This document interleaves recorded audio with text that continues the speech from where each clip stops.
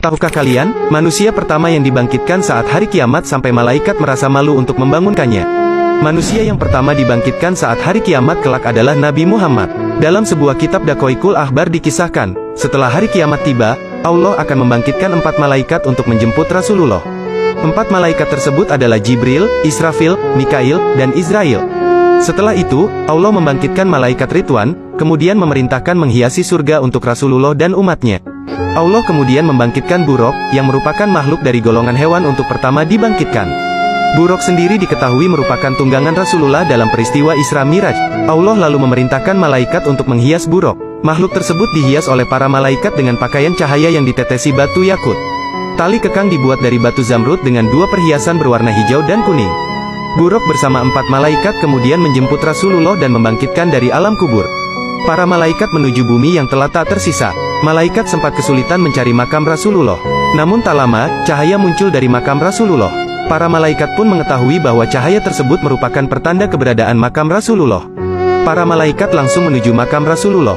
Malaikat Jibril lalu memerintahkan malaikat Israfil untuk menyeru kepada Rasulullah dan membangkitkannya. Meski hal tersebut merupakan tugasnya, malaikat Israfil enggan melakukannya. Malaikat Israfil justru meminta malaikat Jibril untuk menyeru kepada Rasulullah. Malaikat Jibril pun merasa malu, sehingga tugas tersebut kemudian dilimpahkan kepada malaikat Mikail. Namun saat malaikat Mikail menyeru kepada Rasulullah untuk bangkit dari kubur, Rasulullah tidak bangkit dari kuburnya.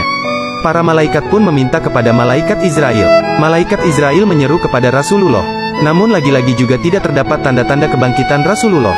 Malaikat Israfil kemudian mencoba menyerunya, tapi juga tidak berhasil. Kemudian malaikat Israil menyerunya dengan berbeda. Wahai ruh yang baik, berdirilah untuk memutuskan hari keputusan, hari diperhitungkan amal perbuatan, dan hari ditampakkannya amal perbuatan kepada Zat yang Maha Pengasih. Setelah itu, Rasulullah bangkit dari kuburnya. Malaikat Jibril kemudian mendatangi Rasulullah dengan membawa 2 perhiasan serta Buraq dan menyampaikan hari kiamat telah tiba. Mengetahui hal tersebut, Rasulullah gelisah dan menanyakan umatnya. Israfil kemudian menjawab pertanyaan Rasulullah. Demi kemuliaan Tuhanku, wahai Nabi Muhammad, aku masih belum meniup sangkakala kebangkitan sebelum kebangkitanmu. Mendengar hal tersebut, Rasulullah merasa lega. Sebab, Rasulullah khawatir jika umatnya telah dimasukkan terlebih dahulu ke neraka. Subhanallah, betapa beruntungnya kita memiliki Nabi seperti Nabi Muhammad. Semoga kita kelak di akhirat mendapatkan syafaat beliau. Amin amin ya rabbal alamin.